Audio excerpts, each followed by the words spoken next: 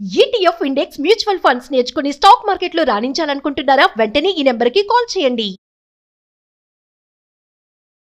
Hi viewers, India's largest digital media network Suman టీవీకి స్వాగతం. ప్రస్తుతం మనతో ఉన్నారండి Kinnera welfare society founder and motivational speaker Nagachandrika అమ్మ. అమ్మతో మనం ప్రేమలో కనిపించే డేంజర్, కొన్ని భయంకరమైన ప్రమాదకరమైనవి కూడా మనకు చాలా మంది ఫేస్ చేస్తూ ఉంటారు. వాటిని ఎలా గుర్తించాలి అనేది అమ్మ దగ్గర తెలుసుకుందాం. అమ్మ నమస్తే. అమ్మ నమస్తే.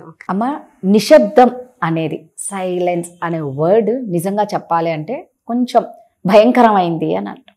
అదే నిశ్శబ్దం ఒక మౌనం, అర్ధాంగి అంగీకారం అంటారు సైలెంట్గా ఉంటే. అంటే నిశ్శబ్దం అనేది అంత భయంకరమైనప్పుడు ఒక ఆడది సైలెంట్గా ఉంది అంటే అది ఎలాంటి భయంకరమైన సిచ్యువేషన్స్? నిశ్శబ్దంలో అన్నీ ఉంటాయి, భయంకరమనే కాదు, ప్రశాంతత కూడా ఉంటుంది.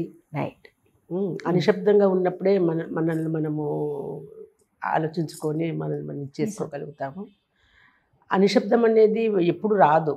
ఎక్కడో మనసు గాయపడినప్పుడు, వేరే ఏదైనా ఇన్సిడెంట్స్ జరిగినప్పుడు, మనసుకు బాగా నొప్పి తగిలినప్పుడు, మనం ఏమీ చేయలేని పరిస్థితికి వచ్చినప్పుడే నిశ్శబ్దంలోకి వెళ్ళిపోతాం. అది అన్ని రకాల ఉండొచ్చు. అది డేంజర్ ఉండొచ్చు, మనల్ని మనము మంచి కూడా జరుగుతుంది దానివల్ల. అంటే గొడవలు కూడా జరగవు, చాలా సైలెంట్ గా మనం ఎంత ఎదుటి వాళ్ళు మనల్ని ఇది చేసినప్పుడు మనం పోటీ పడి వాళ్ళతో పాటు మాట్లాడి ఎందుకు ఇట్ట చేసావు, ఎందుకు అట్లా పోయావు, ఎన్ని గొడవలుగా మనం చేసుకున్న దానికంటే కొద్ది రోజులు మనం మౌనంగా ఉన్నామంటే అవతల వాళ్ళు కూడా ఆలోచించుకుంటారు. వాళ్ళు ఏదో ఆవేశంలోనో లేకపోతే ఏదో ప్రాబ్లమ్స్లోనో ఉండి ఏదన్నా నిర్లక్ష్యం చేయడమో లేకుంటే ఏదైనా గొడవ పెట్టుకోవడమో ఏమైనా జరిగింటాయి. ఒక్కటి మనము మన సిచ్యువేషన్సే ఆలోచించవద్దు, మన ప్రాబ్లమ్సే ఆలోచించద్దు, ఎదుటి వాళ్ళ ప్రాబ్లమ్స్ కూడా. నేను అనేది ఓన్లీ మగాళ్ళ గురించే నేను మాట్లాడతలేదు. ఇద్దరి గురించి. స్నేహాలంటే ఆడవాళ్ళు స్నేహం ఉండొచ్చు, మగాళ్ళతో స్నేహం ఉండొచ్చు, ఇంట్లో వాళ్ళతో కూడా ఉండొచ్చు, భర్తతో ఉండొచ్చు, ఎవరితో అయినా. కానీ ఒక గొడవ అయినప్పుడు రెండు చేతులు కలిస్తేనే చప్పట్లు అవుతాయి. ఇది ఇట్లా ఒక చేతితో ఎంతసేపు వదిలేదు కదా. ఇవతల వాళ్ళు మౌనం అయిపోయినారంటే అవతల వాళ్ళకి ఇంకా ఛాన్స్ ఉండదు. కొద్దిసేపు ఒక 5 minutes ఎక్కువ మాట్లాడతారేమో, ఇంకా అవతల స్పందన లేకపోతే ఏం మాట్లాడతారు, నిశ్శబ్దం అయిపోతారు వాళ్ళు కూడా. వీళ్ళు నిశ్శబ్దంగా ఉంటే ఆ నిశ్శబ్దం వీళ్ళకి కూడా పాకుతుంది అనమాట. ఏం చేయాలో తెలియకుండా వాళ్ళు నిశ్శబ్దం అయిపోతారు. అట్లాగా ఆ నిశ్శబ్దంలో బాధ కూడా ఉంటుంది. నిశ్శబ్దంగా ఉండిపోయారు మనుషులు అంటే ఎదురు తగిలిన ఒక గాయం వల్ల కావచ్చు, అక్కడ జరిగిన సన్నివేశాలు కావచ్చు, ఎదుటి వాళ్ళు చేసిన మోసానికి కావచ్చు, అసలు దాన్ని అరిగించుకోలేక కూడా ఏం మాట్లాడాలో తెలియక మాట్లాడితే ఏమవుతుందని ఒక బాధతోనూ, మాట్లాడడానికి ఏమీ లేకపోవడము, ఇవన్నీ వల్లనే మనం నిశ్శబ్దంలోకి వెళ్ళిపోతాము. ఆ నిశ్శబ్దం వల్లనే మళ్ళీ మనం చక్కగా ఆలోచించుకొని మనం బయటికి రాగలుగుతాం. అంతేగాని ఆవేశంలో ఉన్నప్పుడు ఆవేశంగా మనము చేసామనుకో అన్నీ ఇదైపోతాయి. కాలమే దానికి జవాబు చెప్తుంది అంతే. కాబట్టి కొద్ది రోజులు మౌనంగా ఉండడమే. నీకు ఒక పాట కూడా ఉంది, మౌనమే నీ భాష ఓ మూగ మనస అనేసి. మనసు మూగని మూగపోతుంది, అప్పుడు మౌనము అదొక భాషలాగా అయిపోతుంది అన్నమాట. అట్లాంటివి కూడా ఉంటాయి కదా. అలాగా ఒక నిశ్శబ్దాన్ని, కానీ ఒకసారి నిశ్శబ్దం భయంకరమనే అనిపిస్తుంది, చాలా భయంకరం. ఒంటరితనం వచ్చేస్తుంది. ఒంటరితనం వచ్చినప్పుడే నిశ్శబ్దం అయిపోతాం మనం అంతే. ఆ ఒంటరితనాన్ని మనము భరించే శక్తి కూడా మనకు కావాలి కదా. నిజమమ్మ. చాలా కొంతమంది అయితే నిశ్శబ్దానికి వెళ్తే కొంతమంది ఓవర్ అయిపోయి ఎక్కువ మాట్లాడడము, ఎక్కువ దీంట్లో ఉండిపోవడము, 10 మందిలోకి వెళ్ళిపోవడము, గొడవ పడ్డము, ఇట్లాంటివి కూడా ఉంటాయి. దానివల్ల ఏమవుతుంది, ఇబ్బందులు ఎదురొస్తాయి. నిశ్శబ్దంలోకి వెళ్ళినప్పుడే చక్కగా మనం ఆలోచించుకుంటాం, ఏం చేయాలా ఏం చేయకూడదు, మన మనసును మనమే కంట్రోల్ చేసుకొని నిశ్శబ్దంగా ఉన్నప్పుడు చేసుకోవచ్చు. నిజంగానే ఆడదనే కాదు, మగవాళ్ళకు కూడా ఉంటాయి ఈ ప్రాబ్లమ్స్, ఒక్క ఆడవాళ్ళకనే ఏమీ కాదు అని అనుకుంటాం మనము. అన్నప్పుడు కొద్ది రోజులు మౌనంగా ఉంటారు కొంతమంది. ఎందుకు దూరంగా ఉంటే కొన్ని రోజుల తర్వాత సర్దుకుపోతాయి కదా ఎక్కువ అనే ఆలోచనతో కూడా వాళ్ళు ఉండొచ్చు, మనము కూడా ఉండొచ్చు. ప్రతి ఒక్క వ్యక్తి అది ఒక్కటే, ప్రేమలోనే ఇలా నిశ్శబ్దమైపోవాలి, గొడవలు వస్తాయి ఇట్లా అని కాదు.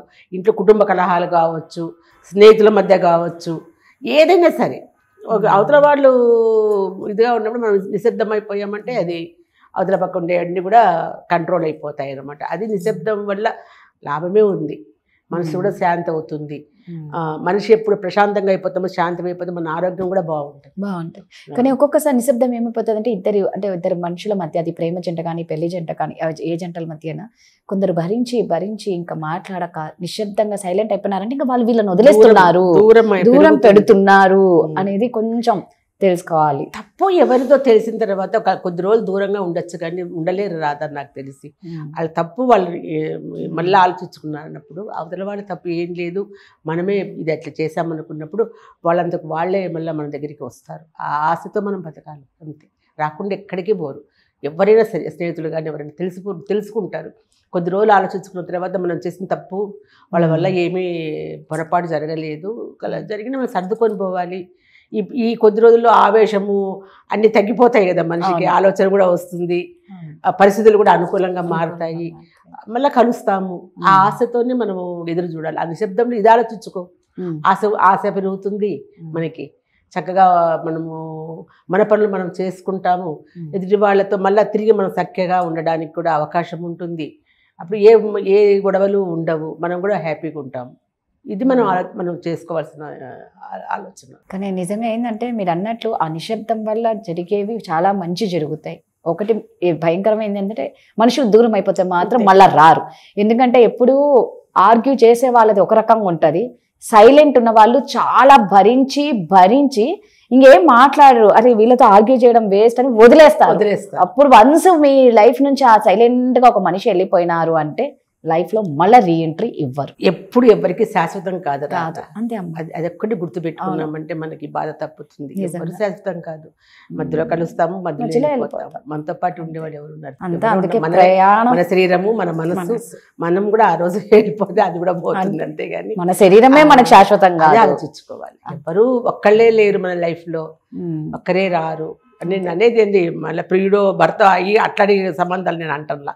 మనుషుల సంబంధాలు, స్నేహితులు కావచ్చు, బంధువులు కావచ్చు, కొన్ని సంవత్సరాల తరపున నిశ్శబ్దంగా ఉండి మళ్ళీ దగ్గర అయిన వాళ్ళు కూడా చాలా మంది ఉన్నారు, మాట్లాడుకుంటున్నారు. ఇప్పుడు నా అనుభవం కూడా ఉంది అందులో.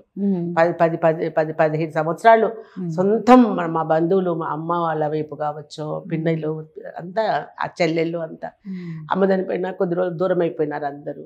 నేను నిశ్శబ్దంగా అయిపోయాను. నేను అసలు అమ్మ దినం రోజు నిశ్శబ్దం అయిపోయాను అన్నీ. అదే లాస్ట్ అనమాట. ఇప్పుడు వాళ్ళంతకు వాళ్ళే అందరూ వచ్చేసారు దగ్గరికి. నేనేం మాట్లాడలేదు, ఏం లేదు, వాళ్ళు పిలవలేదు. వాళ్ళే ఫోన్లు చేశారు. వాళ్ళు మనల్ని దగ్గరికి తీసినప్పుడు మనం కూడా అది మర్యాద మనం పెట్టుకోవాలి. అరే ఆ రోజు ఇట్లన్నారు, మనం మాట్లాడాల, ఎందుకు పోవాలి అని అనేది ఉండకూడదు. అది అసలు కరెక్ట్. మనం కూడా కలవాలి. వాళ్ళు జరిగిన దాన్ని మర్చిపోయి మన దగ్గరికి వచ్చినప్పుడు మనం కూడా ఉండాలి కదా. అంతే అలా ఉన్నప్పుడే అంత హ్యాపీగా ఉంటాం. అంతే. సూపర్ అమ్మా, థ్యాంక్ యూ.